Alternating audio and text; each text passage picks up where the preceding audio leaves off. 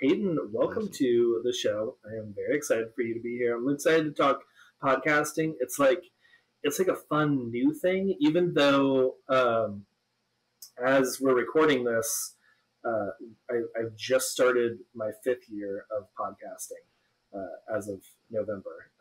So Wow. it's like it still feels new. Like I'm excited about it. Like whenever you have like a new kind of like side thing that's not your main Right. business, and it's just like, well, I want to do this, and I have all these ideas for this, and it still Right. feels new, even though it's technically not.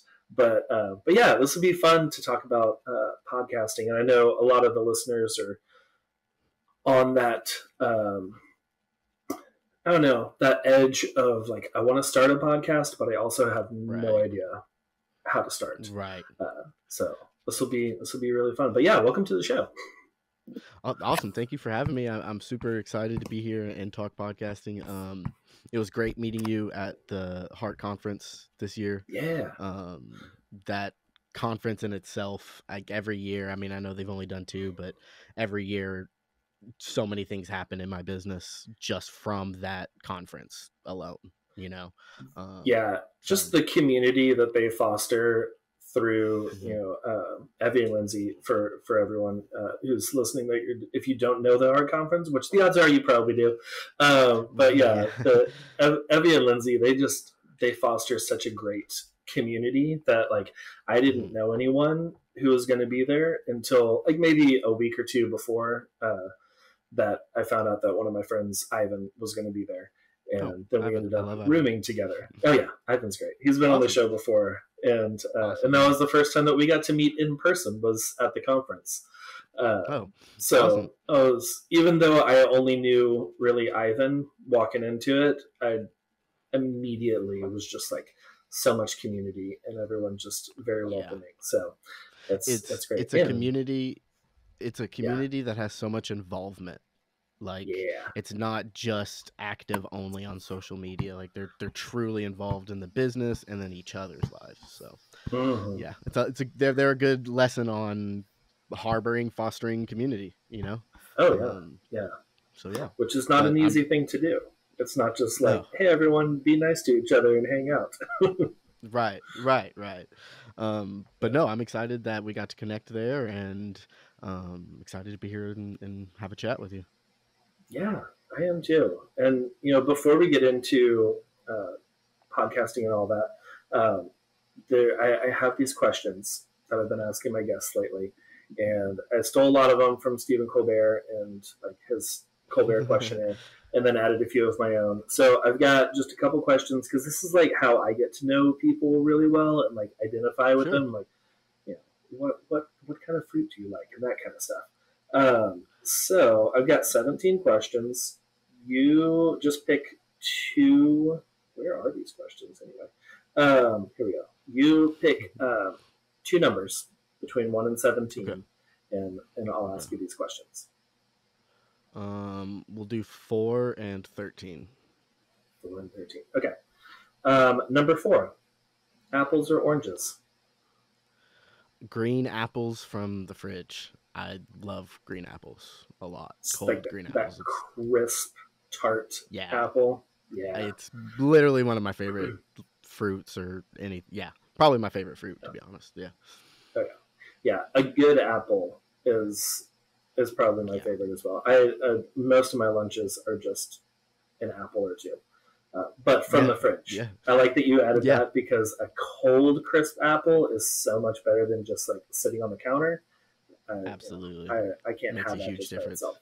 Yeah. So Absolutely. okay, Yeah. Yeah. awesome. All right, and then number 13. What is the last song you listened to on repeat? Um, Last song I listened to on repeat is a song called "Rock Bottom" by a band called Lakeview. They're out Okay. of Florida. They're a I I'm a heavy metal guy. I've been into metal my whole life, and we could get into that later. But this band is a metal band that also writes. It's like a mixture of metal and mainstream country, and I don't really like country that Okay. much. Uh huh. But like they marry the two with like really good songwriting. they work with some songwriters from some other big metal bands that I listen to. So just the way, me being a production nerd and a musician and a songwriter, the way Yeah. they put everything together is very, even though it's mainstream ish, it's very unique, and it's a Hmm. fresh flavor on things, and it's a really good song. So it's Okay. heavy. Doesn't have any screaming in it, if that's someone's like worry, but Yeah. it's cool. It's a cool mix. So I've been listening to that band Okay. a lot. So yeah, Okay. And what was the name yeah. of the band again, so I can check it out? Lakeview. Yeah. Lakeview. Okay. Yeah, you might have Nice. to search like Lakeview, Florida band. Okay. But yeah, so they're yeah, they're kind of gaining some popularity, and it's cool to watch the Very rise. cool. But yeah. Nice. Yeah. That I like that kind of music. I was never big into like screamo metal. Uh, Yeah. I like to be able to like sing along Yeah. at least a little bit, or like know the words. 100%. But I mean, yeah, I love the whole range, so I like the ones yeah, with the scary sounds. I like the screaming. yeah, yeah. uh, yeah, but I Nice. like But it all. So yeah, yeah, Lakeview sounds interesting with like that marrying metal and country together. Have you yeah, heard? and it's like real They're pop country. Yeah, okay. Interesting. Yeah. yeah, Have you heard of the Mars Volta? yeah. Um, Absolutely, they're absolutely. okay. I figured they're Yeah, pretty big, or at yeah, least they were like 100%. 10 or 15 years ago, and I Yeah, loved no, them. but How they're like marry like the like those Latin beats in 100%, with rock and metal, and it's a good absolutely. time. I Yeah, don't know Mars what they're Volta is saying great. most of the time because I don't speak Spanish, but It's a it's little, great but to it's listen to. energetic. It brings energy. It brings emotion. Mm, So yeah, no, no, yeah. absolutely. Yeah. Yeah. Oh yeah. Awesome. Well, cool. Yeah, I feel like I know you even better now, Hayden. Yeah, no, We absolutely. we connected on Absolutely. apples and metal music. Apple Um, and yeah, Apple and metal. That's that's funny. That's funny. well, well, That's all sweet. I am, you know. Yeah, just apples and metal. Just listening to Just metal, break me eating my down to apples apples. and metal. Yeah, absolutely. Love it. Okay, so okay for podcasting, you've got a lot Mhm. of like do's and don'ts. You're a podcast producer, correct? Yes, yes. That's So okay. for several different shows, I've been podcasting, or sorry, I've been working in podcast management and production full time for about 5 years. Um, It's, so yeah, I'm lucky enough that I get to do it from home with a clientele base that allows me to do it full time and grow my company, and it's an exciting process. So it's been an exciting 5 years, and it's continuing to be exciting or stressful every single day. yeah, Yeah. yeah. I would imagine. I mean, like, because I do all the podcasting, managing and stuff on my own, and that is Right. stressful as itself. And I can only imagine managing multiple different podcasts from different time zones and countries, as we were talking about before we started recording. Yeah. But Absolutely. yeah, how did you get into podcast management and production? Well, so when I was 19, I went to a trade school for audio engineering. So learning how to record music in a studio, produce music, edit it, all of that. And I ended up working at that studio and working at Apple also on the side, for a few years. And then I uh, continued to just do audio productions from home, recording bands, writing music. Hmm. But it wasn't necessarily giving me like the business that I wanted. I didn't have the right business model. But one day I've loved podcasting for years. And so one day I was just listening to one of my favorite podcasts at the time, and I was like, man, it sounds so bad.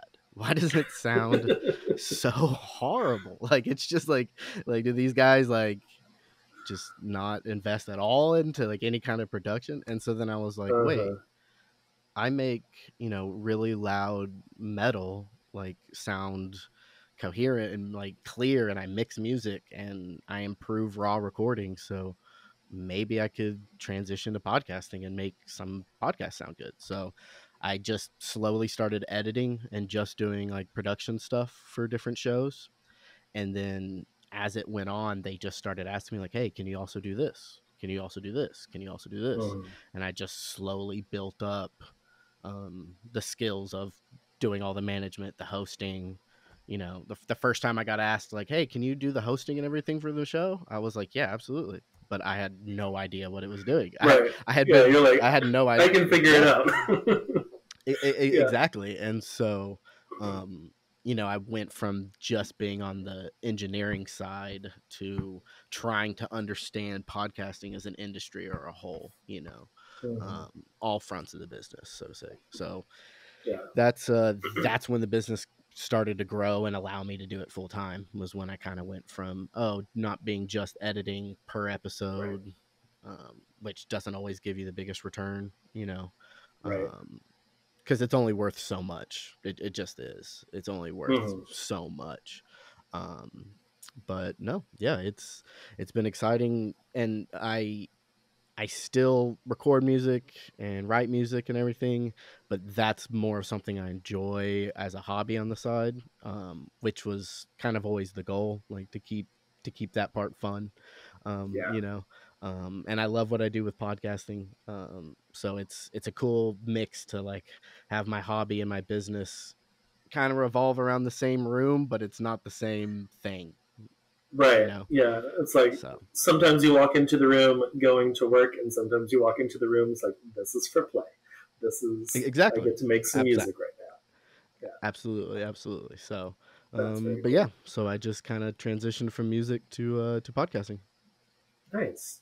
I love how you were just like, I was just listening to one of your favorite podcasts and like, this sounds terrible.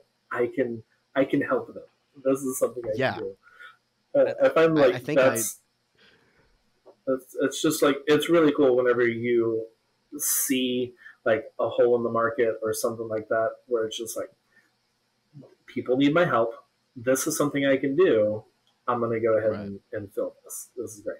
right, and it was before there were easier at home editing platforms and whatnot. You know, Oh like yeah. it was a little bit before that. It was kind of like either you learned it or you hired someone. Like those were your only two options, really. So Oh yeah. I yeah. remember because I was like 2018 is whenever I really wanted, like, started thinking about starting a podcast, and it wasn't until 2019 that I did. And Mm. in 2018, I was like, I don't know, I've got like GarageBand or Audacity. Like, these are Yeah. my options of recording and editing. And I knew a little bit of GarageBand, which is where I started recording, which Mhm. I would not recommend anyone go back and listen to the first like 20 episodes of this podcast. There's some good nuggets in there, but the audio recording quality is so terrible. Hey, my first productions that I did, Uh, my first productions, I didn't fully understand that at the time there was a loudness measurement for podcasts specifically. I was like working oh off yeah. this like mastering of music. So like my first few podcasts that I did for like the first couple months were like so loud, which sounds cool, but it's Uh huh. not. Like they're Yeah. like very loud. So yeah, no, that was a learning opportunity a few years ago. Well, more than a few, but yeah. So Oh yeah. Yeah. I didn't know what peaking was or like anything like that. I'm like, if it's louder, that's better. Like, people can turn down their earbuds if they need to. yeah, yes, But exactly, yeah, yeah. And I was like, they it won't have to was turn it up as much, but yeah, exactly, yeah. You can listen yeah. at half volume, and it won't scare anyone if it's going from a normal audio podcast to Exactly. The mine. It dynamic, was just, yeah, yeah. yeah, Oh yeah. man. So I guess that's It'll one be of fun. the one of the don'ts of podcasting Yeah, is don't yeah, just absolutely, max out your volume whenever you're editing it. absolutely, Um, absolutely, but let's start with some let's start with some do's, because we're talking about do's for and sure, don'ts of podcasting. What absolutely. is something that we should do in podcasting?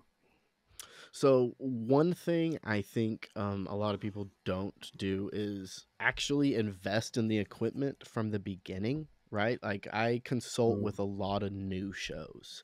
It's almost like a specialty of mine is helping people create the shows and launch them. And I hear so often like, well, once the show starts making money, I'll get better equipment. Yeah. And you know, there's some merit to that, except we'll talk about the show making money later, but it's really like there's, you know, you don't have to come in with a $10,000 budget to start. You don't. But it helps to have a little bit, maybe more than $100 budget, right? If it's Yeah. right, you know, I suggest certain equipment that it's, you know, they're not $800 mics, but they're 250, and I know that's a lot, but the quality and what it will do down the road for the end product is just, it's unbeatable, right? Like it makes a Oh, yeah. huge difference.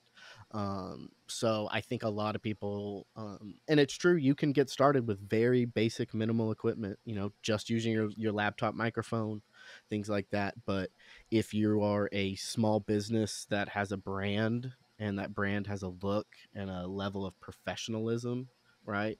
Um, your podcast on a basic level needs to also display that professionalism. And I think Yes. having a certain level of basic equipment, not necessarily professional equipment, you do not need to spend thousands of dollars to start. Right. But having a certain basic level of professional equipment, I think makes just a huge difference that takes away stress, right? It takes away a lot of stress Yes. from the end product. Yeah. Yeah. So The stress yeah, in, like, it also gives you more confidence in yourself as a podcast host, because you're like, okay, absolutely, I know that my audio is going to sound good, and that's like 90% of podcasting is good audio, absolutely, possibly more yeah, than 90%. But like, you need to have that good audio, because I remember my first microphone. I think I spent like $60 on it, and like right, bought it off of eBay or something. It wasn't great. It was like a little USB mic, and it yeah, was fine. Probably would have hmm been better if I was like eating the mic and like had it up close, but I right, just, and that's a big it one. Yeah, was, that's a big yeah, one. it was. So whenever I started this podcast, I had a co-host, and we shared one mic, and we went to a coffee shop, and we just put the microphone in the middle of the table, and You're giving then me. We might have to just, pause. This is making me. This is making me sick right now. Hold on, hold on. Oh, I I'm just know, kidding. I'm just I kidding. know. It I'm just was kidding. it was This is so scaring bad. me. You could hear conversations on the tables next to us, and like waiters dropping glasses and stuff in the background, and it was just, it was terrible for a Yeah. while, and that was because we we went that cheap route of like, oh, we're not making any money from the podcast right now, so we don't want to like invest into it, and Right. Right. and yeah, and that definitely came across in the audio. I don't think we got a lot of subscribers those that first At the year beginning. or so, because Yeah. it was just, it wasn't the best quality. It wasn't a good listening experience, because there are definitely some podcasts that I've listened to that I'm like, what you're saying is great. I just can't Yes. listen to it. It Yeah. hurts to listen. Absolutely. One of my favorite Yeah. podcasts in the world right now. 9 times, not maybe not 9 out of 10, but 70% of the time, I turn it off before the episode's over. Like I love the podcast. I really Uh, do, but it's just like production is. It's just the last thing I think on their mind. So, yeah. but that's Yeah. okay. But Yeah. yeah, so maybe some more things that podcasters should be doing. Yeah, Yeah. Sure. investing in some equipment from the beginning. Another thing is Mm-hmm. really consider your recording environment, right? Like, Mm-hmm. So um, don't go to a coffee shop. yeah, no, absolutely. You know, I have some horror stories. I've edited that exact episode basically a dozen times. Yeah. But I've also had episodes where like the guest is and this is true, was literally doing the dishes while being Oh. interviewed, like with the Okay. sink running, you know, and dishes clanging for 5, Yeah. 6 minutes of the episode, Wow. like Wow. Yeah. And then multiple answers. all the listeners are just like, why do I have to pee so bad right now? Yeah. Just Yeah, there's listening some to subliminal Waterboard. messaging happening in that one. But so those things are always fun. But yeah, just even being at home, like an office that has a bunch of cabinets and stuff in it is actually better than just a blank room with nothing on the walls and a wood floor, Yes. and you're just sitting in a desk in the middle. Like that Yeah. may in theory sound good, but that echo is, 70% of my job is removing room echo. Yeah. Like Mhm. that's or of my editing. That Um was a big deal moving here. So we talked earlier. I don't remember if we were recording yet, but uh, oh, it, yeah. this is a new house. We moved here 4 months ago, and this is a new office. In my old office, had a bunch of like built-in cabinets, carpeted. And it was Mhm. a little bit larger, but it also had like a big window with drapes and a lot of um, like echo dampening just built into Right. the room. And this Sure. one is a smaller room, very tall ceiling, Mm, nothing on the walls. yeah. Luckily, Yeah. carpet. But like I remember, I recorded an episode like the first week that we moved in. Still boxes everywhere. We hadn't actually slept here yet, and I came in here and closed the door, and it was just echoing so badly, and I just had Yeah. to tack blankets to the wall. And I was like, 100%. "This is what I'm gonna have to do right now." And now I have like the sound panels and all of that, Right. but yeah, it wasn't something that I thought of because when I had been at the old house for years, it just kind of naturally had that echo removal Sure. built into the room, which was Yeah. handy. But yeah, definitely something to Absolutely. think about.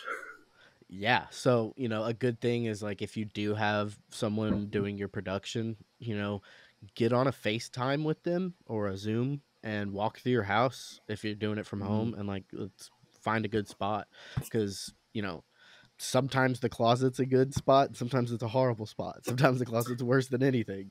right. But sometimes it is good. And sometimes the living room's fine with carpet and couches and a coffee, maybe, or maybe the kitchen's better. So really just kind of consider your environment um, before really solidifying where you record, your Right. podcast. Yeah. You Because don't want to it buy sucks all when of you the equipment to like set up a whole deal and then you start recording, you're like, this is not a good spot. This right, is and then you way too record much 10 road noise episodes. coming in. Yeah. Yeah. Yeah. Yeah, and then you batch record 2 months of content that are going to sound, you know, Oof. not good. So, No. No. um but I think people are getting a lot more cautious about both of those things, the equipment and the Mhm. space. So that's hopefully that's Yeah. good. But Yeah. um Because I think a lot other of thing people. Oh yeah, I was just gonna say. I think no, a lot of no, keep going. more people listen to podcasts now than they did Hmm. even 5 years ago. Because Absolutely. like 5 years ago, like you had Serial and you had like some other like true crime stuff, but Yeah, and maybe the Daily Show or right. the Daily whatever it is. I think it's just the Daily, but Yeah. I think but the yeah, podcast is, yeah. it wasn't nearly as many podcasts as there are now, and it's just continuing to Right. grow every day, and more people are listening to podcasts. So like as you're listening, like I know that a handful of y'all listeners have DM'd me of like, hey, I'm going to be starting a podcast in the next year, and like Right. you listen to podcasts, this one and others, I'm sure. So you have that idea of like, oh, I need my audio to at least be this level. Like I don't want Right. people to get 7 out of 10 times just be like, I can't finish this episode. I've got to turn this off. This is bad. Absolutely. Yeah. Absolutely. You got to kind of put yourself in the audience standpoint. Like, if you are an audience of some Mm-hmm. podcasts, then consider your experience with those podcasts. Um, Mm-hmm. listening to those podcasts, reviewing, or like, we'll get into this, like, how much do you go to their show notes? Do you ever go to an episode and you're like, oh, these show notes only have 3 sentences? I can't listen to it. Like, no, that never happens, Yeah. Yeah. Exactly. I And honestly, I don't know if I've I'll ever elaborate on gone that to later. someone's show notes.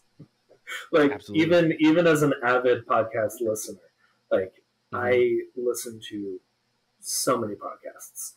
It is probably unhealthy, the amount that I listen to. But yeah, probably on one hand, I can count the times that I've gone to show notes, and I used to put like a ton of effort into my show notes, and Yes. then talking to some of the listeners, I was like, no one really goes there, except for maybe like a couple of links that are important. And I'm like, all right, And cool. honestly, I'm this gonna, yeah, this is literally my first point under the kind of like don'ts is over focus on the show note layout and the voice in the show notes. Like, what yes. matters more in the show notes are the links, right? A Mm-hmm. link to whatever the ad is, for Yeah. if you have an ad, that's very important. But then also links to the guest, their social, their product that they're selling, their website, whatever they are. That is way more important than having 3 paragraphs of super branded, your voice has to be written by you. It stresses you out Right. every week to have to sit down and write an hour Uh-huh. of show notes for what it is so.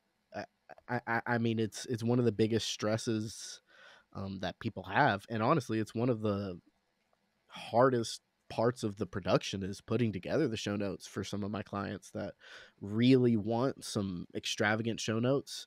And okay, cool, Mm-hmm. like that's what they want, that's what they're paying me for. But it sometimes takes just as long as like literally editing the hour podcast that Right.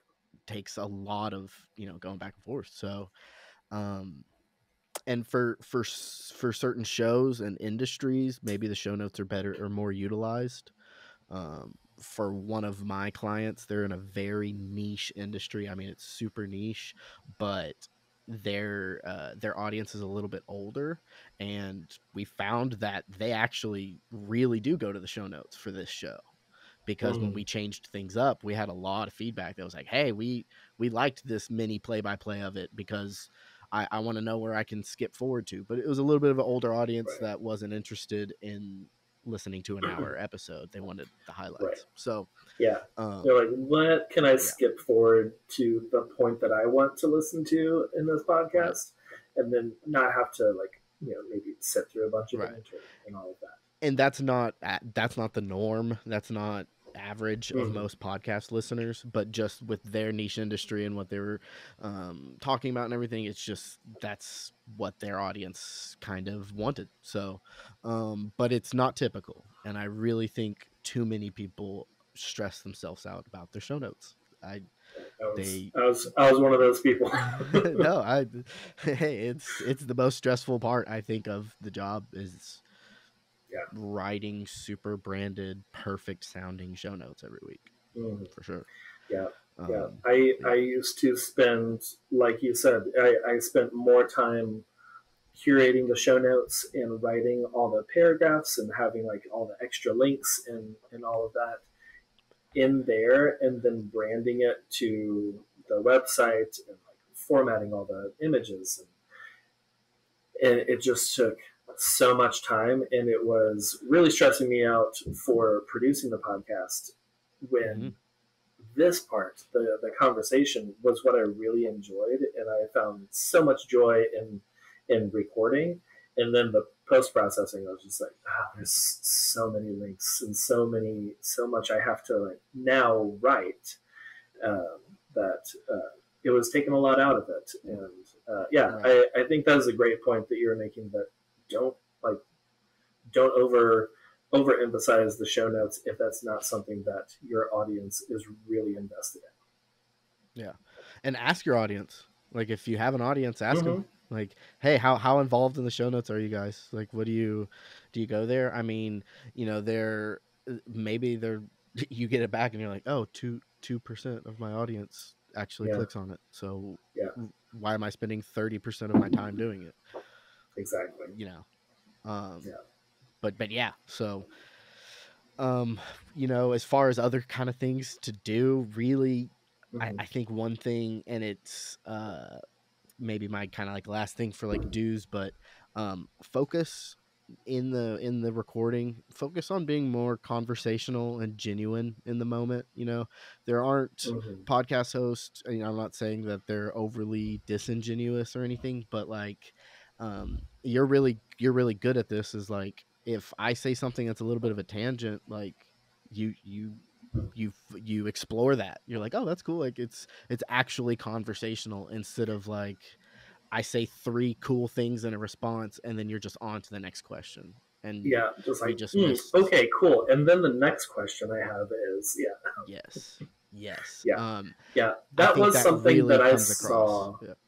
Okay, well, cool. Well, I'm glad. Yeah, that is, I mean, one of the reasons that I rebranded the podcast to be Wisdom and the Tangents was Yeah, because that's what I enjoy, and like that's I love having conversations about a certain topic, but then like hitting the outskirts of that topic, and sometimes completely, out of left field conversations that come into it. absolutely.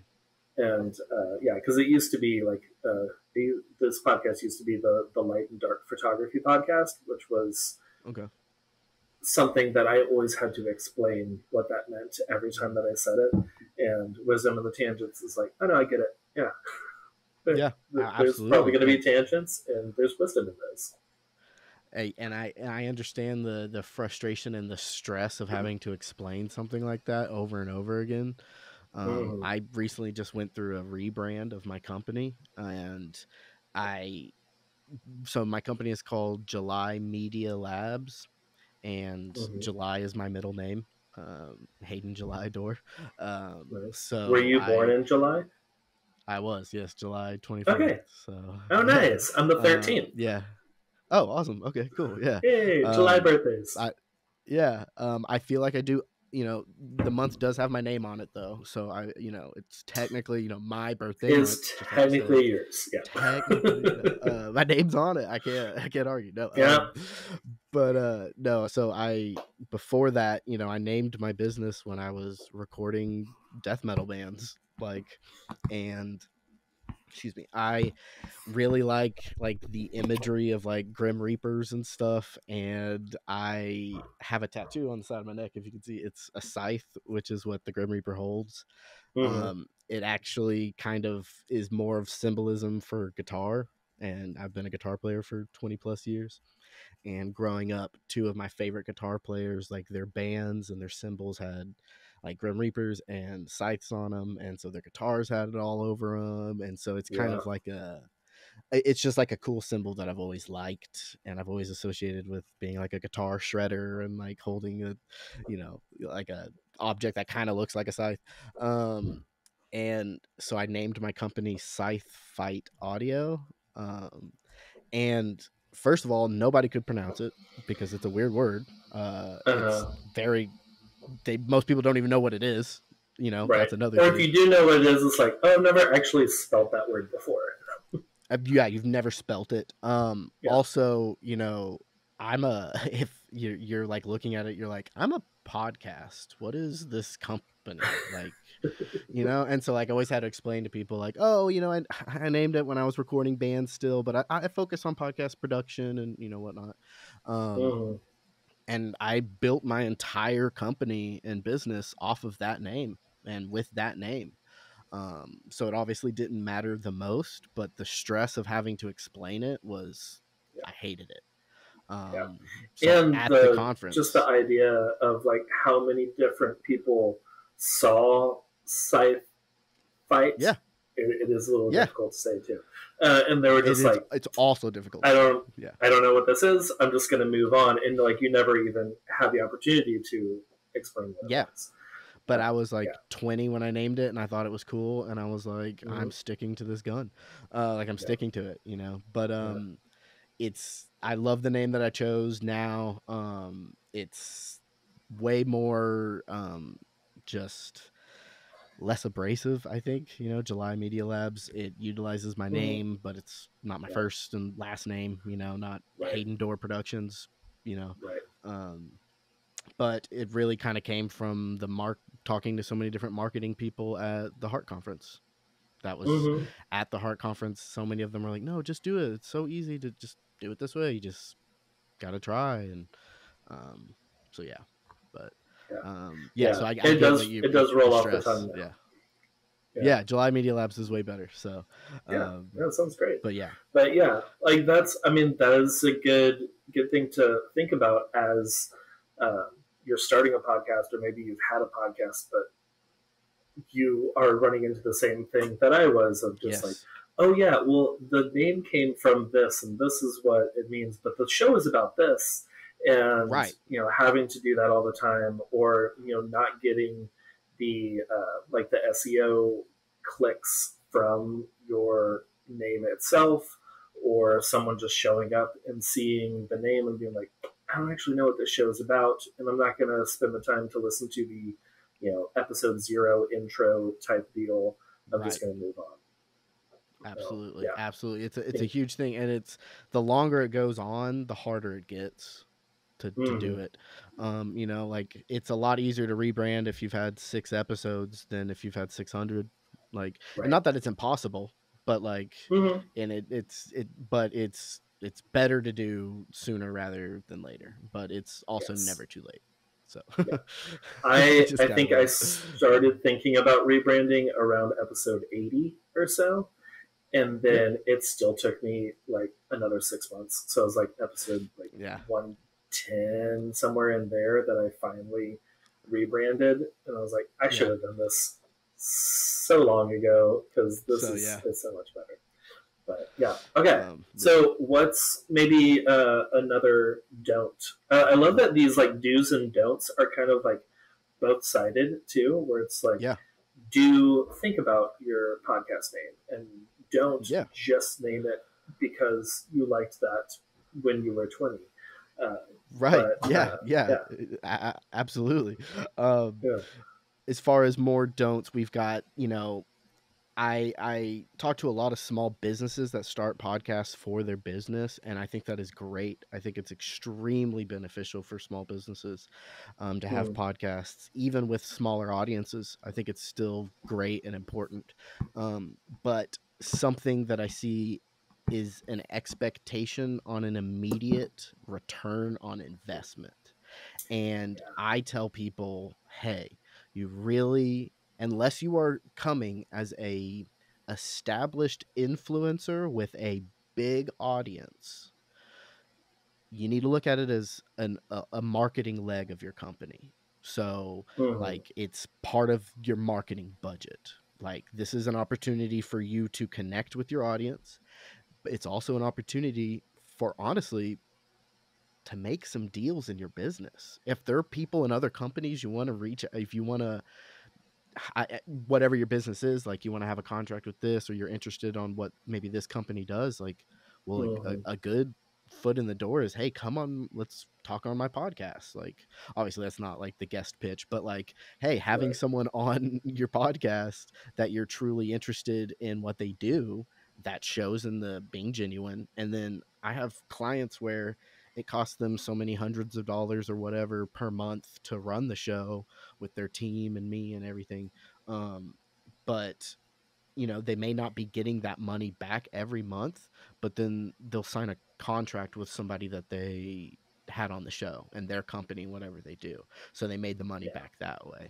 Or maybe they sell merch, or maybe they have conferences, or maybe they, you know, maybe you're a photographer that literally just it's a way that not only do you sell your presets and things like that, but you're talking to past clients that you've had. So then future clients can come and listen to your experiences.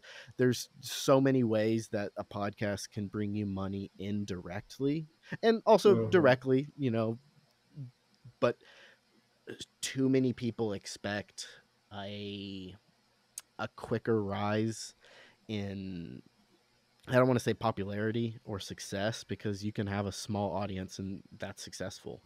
Oh Um, yeah. but the it really comes down to the immediate return on investment. I tell a lot of people, like, most shows don't make money directly. They just Yeah. they just don't, unless you are getting thousands of downloads an episode Mm-hmm. consistently. You're not going to make life-changing or full-time money to support the show directly just through advertising. Yeah. Like, at it's making thousands of dollars on advertising does require numbers, Yes. typically. Yeah. Yeah. Yeah. You So can't be like, well, I had 20 downloads last week, right. so you're gonna pay me a couple $1,000 or how? Yeah. Yeah, Like, exactly. yeah, But if you had that's definitely yeah. something. I am glad that I didn't have that mindset going into the podcast, because it was more of like a uh, like a just an elevated client experience for. Mm-hmm. Uh, Yes. at the time, I was teaching workshops and doing a lot of like in-person workshops, which I limited to 8 people at a time. Hmm. And like, this would be a great thing for someone who can't attend the workshop. I can talk about different subjects and then eventually bring on guests. And now mostly just bring on guests. And it's been like kind of like a client elevated experience, which I also have some friends who do uh, wedding photography, but then they have a client centered podcast where they Yes. deep dive into different things that would help them with planning their wedding. And they can be like, oh, Sure. I did an episode on that back in episode 7. Go check out this podcast that I do. And like, that Right. is the way that it brings them income, not through advertising, not through like affiliate links and stuff like that, but Right. actually, elevating their client experience, which allows them to then charge more for their services. So yeah, there's all Absolutely. sorts of ways you can make money. It doesn't just Yeah. have to come through advertising. Right. And so I like to kind of set that expectation. I also Mm-hmm. like, I like to have people consider their existing audience size. Like, okay, like Mm-hmm. what does your social media like entail? Like, do you have 200 followers, or do you have 1,000, or do you have 10,000 or 100,000? Like, that can matter, but also it can not matter either. Like, you could have 1,000 followers and 750 of them are super involved in your community and in your show, and Mm-hmm. that can be more valuable than just 5,000 empty listeners who don't click on any affiliate links, who don't Yeah. purchase anything. Like, okay, yeah, they're there, you get 5,000 downloads, but they're not, and that's cool for advertising, but you're not making any like, nothing's being reinvested into your company from your audience. And so, Mm-hmm. sometimes having a small, super invested audience can be super beneficial. So Oh yeah. it's one of those things. It's not black or white. It is gray. It is totally just up to your audience, up to the show. But there's some good parameters to be mindful of and good things to consider, so you can have a realistic expectation of um, what running or having a show is going to be like, on the Yeah. I think that's good to come into a podcast with that mindset, instead of the, all right, cool. Once I hit 5 episodes, I should be raking in some money and I can quit yes, my day job and all that, which yes, has happened with other people for sure, but it is absolutely. definitely the exception, because there are a And lot of if you podcasts out there that don't make anything.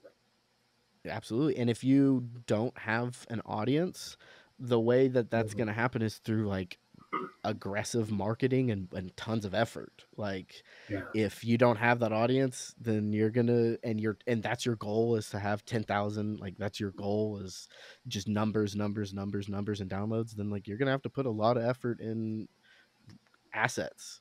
Like, Mm-hmm. not just 2 clips per episode. No, you're gonna have like 2 clips a day on every platform and hope one goes viral. And you're Yeah. going to burn out trying to grow it inorganically so fast. Yeah. Um, Yeah. so, but Yeah. Okay. yeah, I think that's a great tip. We do have a couple questions Awesome. from the listeners. Sweet. Nada asked, what is some basic equipment that's necessary for starting a podcast? You kind of mentioned that Sure. earlier, like investing in some good equipment instead of just like Mm-hmm. recording on your phone. Right. What's some good basic stuff? Um, I I kind of I don't want to say like swear by this one microphone, but I think the best bang for your buck is a Shure MV7. It's a Okay. USB microphone that can also be used with an XLR cable, so like a regular microphone cable if you were to have more advanced equipment. Mm-hmm. But it's about 250 bucks, and the directional input of it's the little brother of this microphone. Actually, this is a SM7. It's Okay. about twice the cost. So if you have a bit more of a budget, then absolutely this is the microphone to go. But I think starting off, a good microphone, the MV7, Shure SHURE MV7, that paired with honestly any video that you can put together makes a difference, because as long as the video is decent but the audio is professional, that makes a huge impact on the overall show, because what they hear Yes. on Apple Podcast at least sounds great, and then Mm-hmm. your social media clips look good. They sound good coming from the phone, things like that. So not that audio is more important, but the balance of it's a little bit more affects your audience's experience than video, right? Yeah. Um i i I think it's not more important, but it's a, especially at the beginning, like a good microphone and a $250 investment isn't the worst barrier to entry for this. No. Oh yeah, for sure. So I really like, I actually had a sticker on my old laptop case that just broke, that said anything but a Yeti, and I'm sorry, but that that was the sticker that I had. I know Uh-huh. that those are the most marketed microphones in the world for podcasting, but they're very cheap to make, and that's why they're able to sell for $99. Yeah. I strongly suggest doubling the investment or so and getting an MV7. Yeah. I think it is hundreds of percent better, hundreds of times better than Yes. some other more marketed microphones like that. So, Yeah. Like but the Yeti and the isn't that like a snow or like a yeah, the cone? snowball, I don't the snow, snowball. Yeah. yeah, I yeah, had a snowball before I started this long time ago. My dad used to record sermons and just like put them out yeah, on the radio, and he had yeah. that, and that worked fine. But like those pick up so much background noise. Uh, Absolutely. And it almost worse than like just wear your AirPods. Like just wear AirPods and use those as a mic. Like I'm using mm-hmm. these as just headphones right now, but Right. like I would rather someone use AirPods the mic than use a Yeti personally. Yeah. I Yeah. think it sounds better. So Okay. um Cool. so Well, yeah, yeah, I'll that's have the link good for microphone. that Shure mic Yeah. in the show notes too. So anyone who's just like, okay, what was it? Yeah. It'll be in the show notes. Y'all can click on that and Yeah. go It's grab that. usually Amazon Prime too. I've had clients order them same day, Nice. so they've gotten them there Nice. same day. So, yeah, Yeah. Yeah. And this is coming out like mid December ish. So there's usually some mhm. good deals before the holidays and all of that. So And go they check out some do stuff. holiday deals on that microphone every year. They usually do a small one, so I Nice. absolutely would keep an eye on it.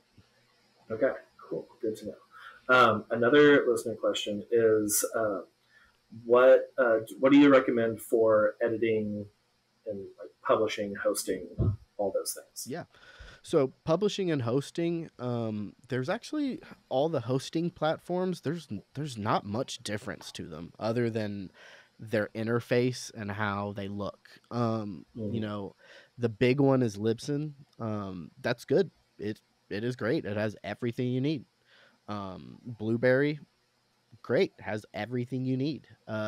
Blueberry actually makes submitting your show to like Apple Podcasts and the different ones a little bit easier.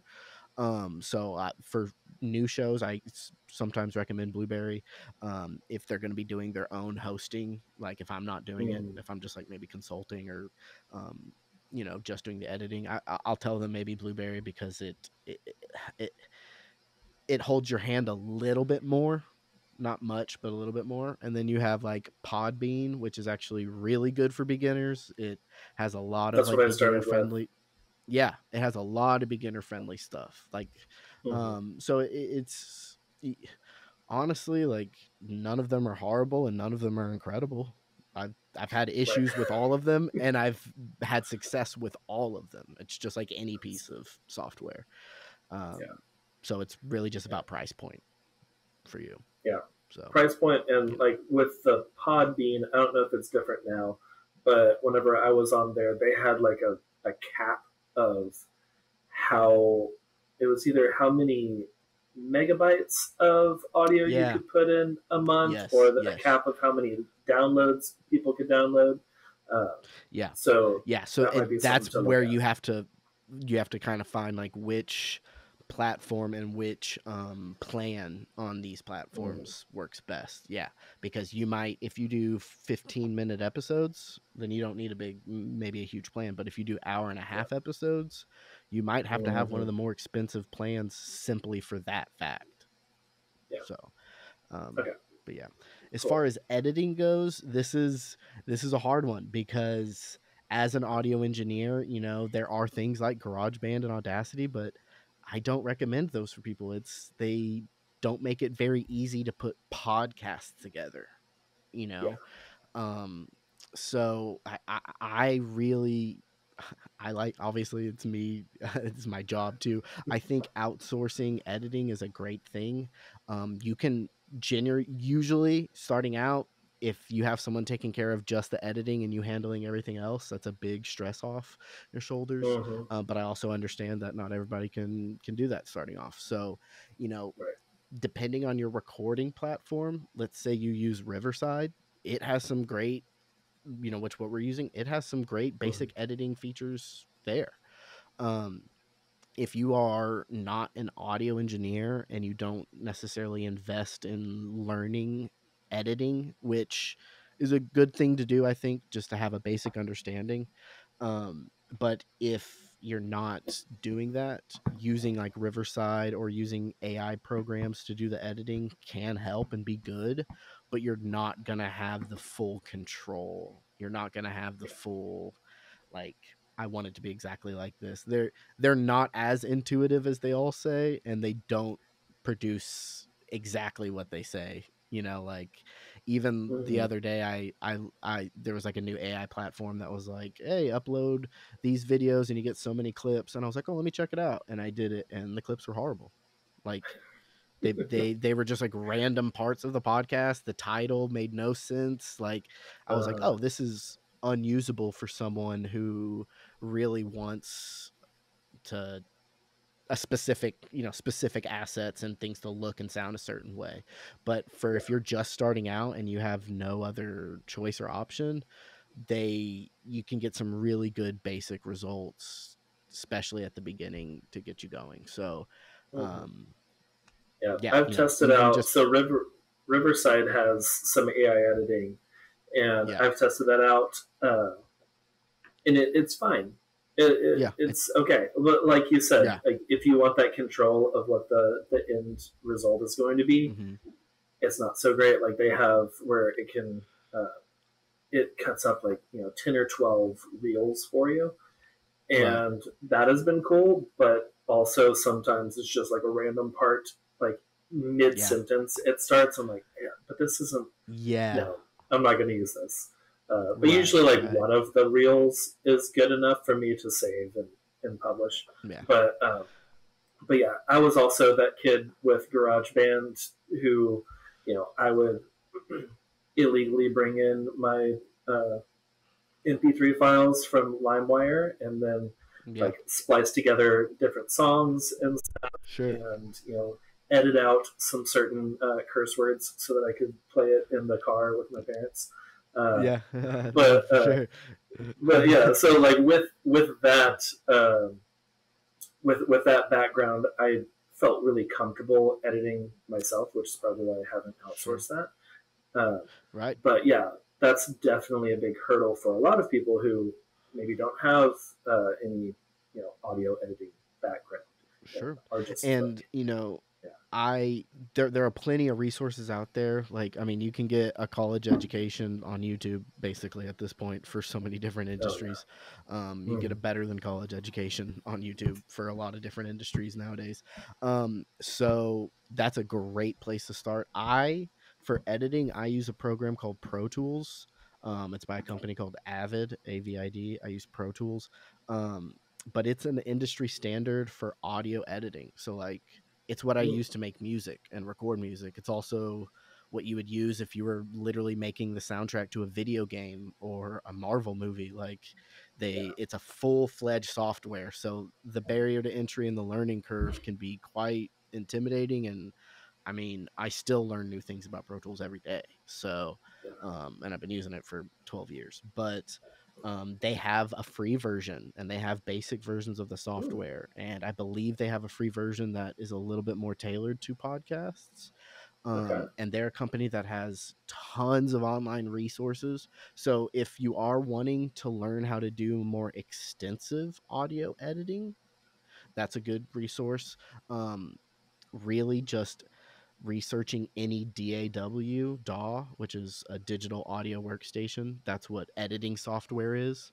Um, just if you are wanting to get a more than basic grasp on audio editing, like you are Mm, absolutely able to do so online today. So um, nice. it just, yeah, Yeah, it is a very different landscape than it was even 5 years ago. Trying to figure out 100%.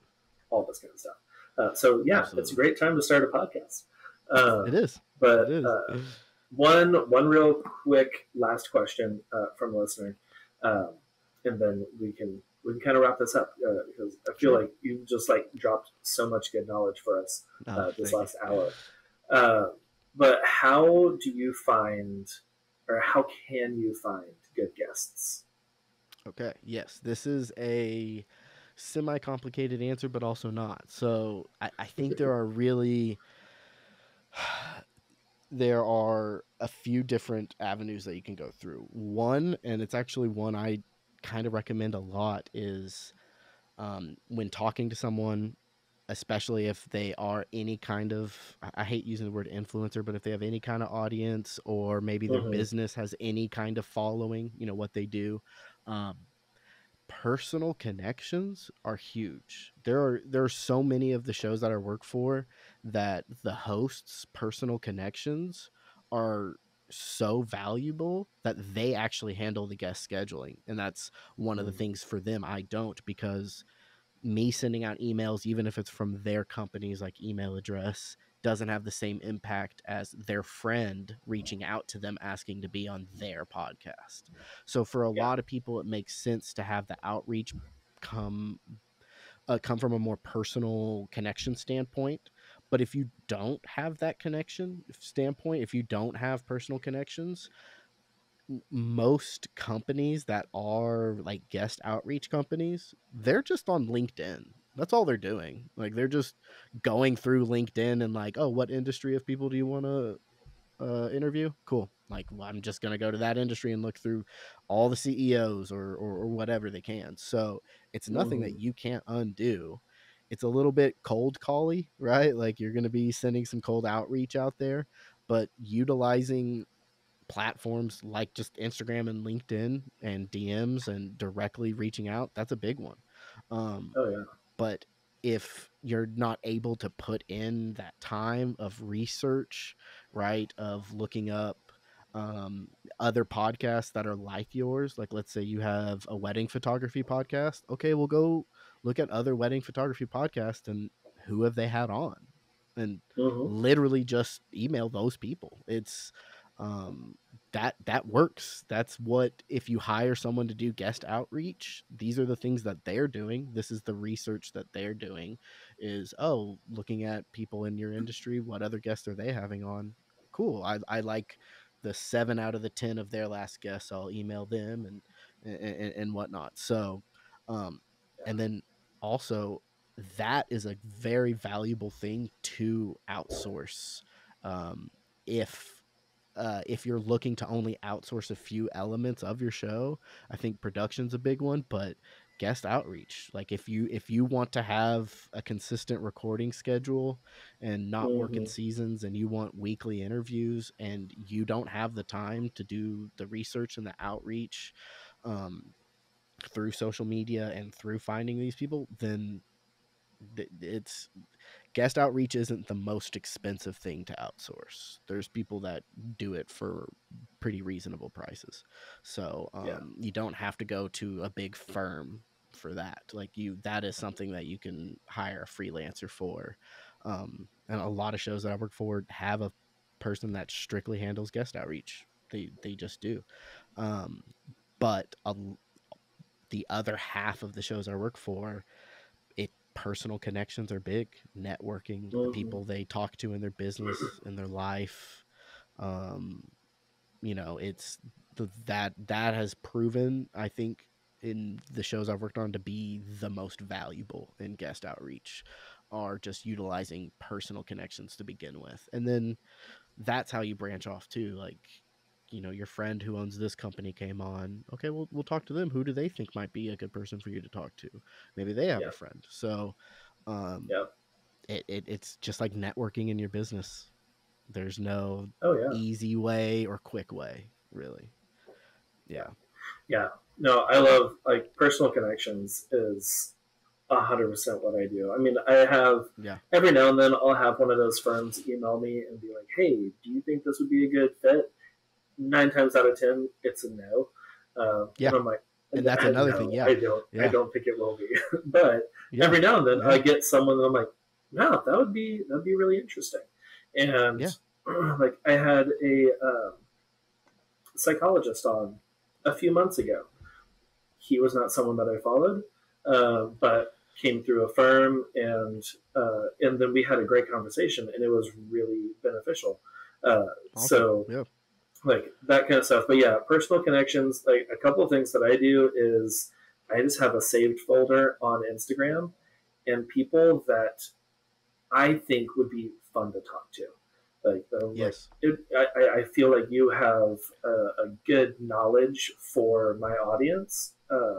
I will just save one of their posts to the save folder that I just named guests, and I Yeah. will go through that every week or so and just like interact with their stories, build that personal connection with them, and then eventually reach out and just be like, hey, John. We connected on Instagram, All Art Photography, Right. and I'd love to have you on the guest or on the show and that kind of stuff.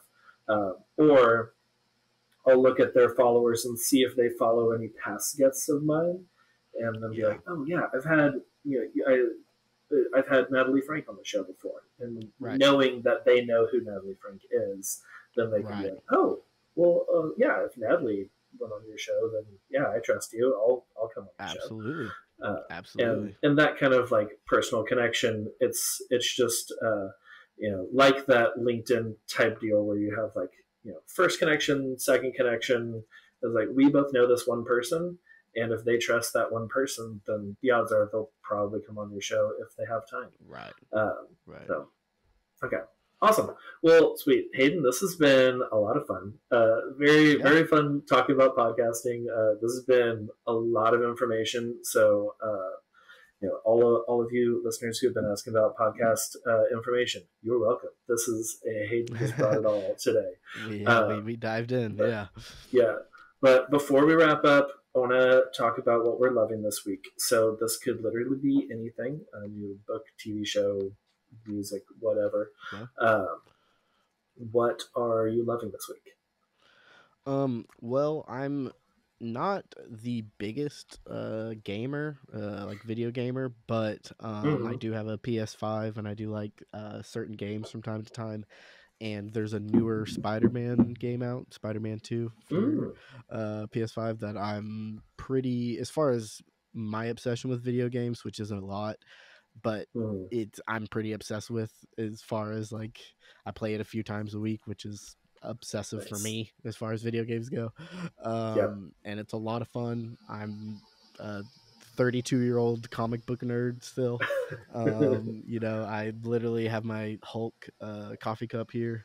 Um, That's I great. so yeah, I love comics, Marvel stuff, and so I just, that's how I've been, you know, unwinding lately, is just webbing through New York as Spider-Man, you know, protecting my city. So Yeah, just that's doing great. my Is that doing my job. like an open world type? Yeah. You just like fly Yeah. it or It's web like, through and yeah, you do can different like. literally just, yeah, save little missions. Nice. There's like a main storyline and stuff, but like, yeah, it's an Mm. open world game, and you're Mm. just like webbing around and swinging around New York, and it's like 99% accurate of New York, like all of it, and Yeah. it's pretty wild. But as far Okay. as games go, that's the main one, the only one I've been playing as of lately. So I other might than have to that, check just, that out because that would yeah, be fun. it's I would fun. It's a enjoy lot that. of I fun. had like one of the early Spider-Man games for like PS2 way back in the Yeah. Oh, day. legendary. Same. Yeah. Yeah, and it was blocky Yeah. graphics and all of that, but it was just like so fun to just like fly and then like shoot a web and then like pull yourself and Absolutely. keep going. Uh, That's the and main appeal of the game. So yeah. yeah, Yeah. yeah. Okay, well, sweet. Yeah, I'm gonna check that out. Awesome. Um, let's see. I am loving this week. I saw a movie recently. I think it's a new one, at least. It was on Prime Video. It's called Knock at the Cabin, like knocking on Oh the yeah. door. A knock, Absolutely. knock at the cabin, and Yep. it's the cast surprised me a lot of Yes. because Yes. it was it's an interesting uh, plot. I don't Four, want to spoil five, five. anything. Yeah. Yeah, but yeah, No, it's a great movie. Great movie. I yeah, loved it. I really enjoyed it. Dave Bautista in a very different role than he normally Yes. is, He's an and underrated dramatic actor. He's an he underrated. He really can is. really, he surprisingly had a very big range of emotion in that movie, and Yes, yeah, I thought it was great. yeah. So But like, yeah, yeah. Dave Bautista and Rupert Grint in a Yes. very different role for him as Well, well, yeah. and We then got Ron in there. Jonathan Yeah. Groff uh, Oh yes. as and who I know from like well, Where one is he? Frozen because he's Sven Right. in Yeah. Frozen with my kids, but also he was King George in Hamilton Oh yeah. on Okay. Broadway. Awesome. Uh, Yeah. but yeah, it was an interesting Great movie. movie. I Yeah. thought that the plot was good and like the way that it ended Yeah. was interesting. So Yeah. yeah, It that paid was off. on. It was worth it. It was worth It it. did. Yeah, Yeah. sometimes those kind of movies are just like, all right, well, that was an hour and a half. Uh, Yeah. but this one was really good. I enjoyed it a lot. Uh, so okay, well, sweet. Well, Hayden, where can Awesome. people find you online? Where can they follow along and chat with you about podcasting and all that? Yeah. So my social media is at July Media Labs. Or you could just look for Hayden July. That's how I have my name on social media, just because it makes it easy with the name. And then my website right now is being built. It will be finished before this goes live. So by the time this goes Sweet. live, you can absolutely go to julymedialabs.com. Just needed kind of a full from the ground up um, Mm-hmm. with the rebranding and implementing new features online and everything through the site. So, yeah. So July Media Labs, Hayden July. Let's talk about podcasting. I love to jump on calls, and I'll jump on a call with you for an hour and a half, and we'll talk about your show. So, Nice. love doing that. So, yeah. Well, Thank you sweet. Well, for yeah, having I me will on. have. Yeah. Yeah, absolutely. Thank you so much for being on the show. I really enjoyed this, and I know you brought like a lot of really great knowledge, like insider knowledge, Thank you. for those interested in starting a podcast or growing their Yeah. podcast. Sure, So, absolutely. yeah, I appreciate it. Thank you. No, this has been absolutely. great, and yeah, thank you again. Yeah. Well, cool. Well, Facebook, YouTube, thanks for joining in today. It was good to have y'all here. And I'll see you next week for another episode. Bye, y'all. I'm going to move around my camera.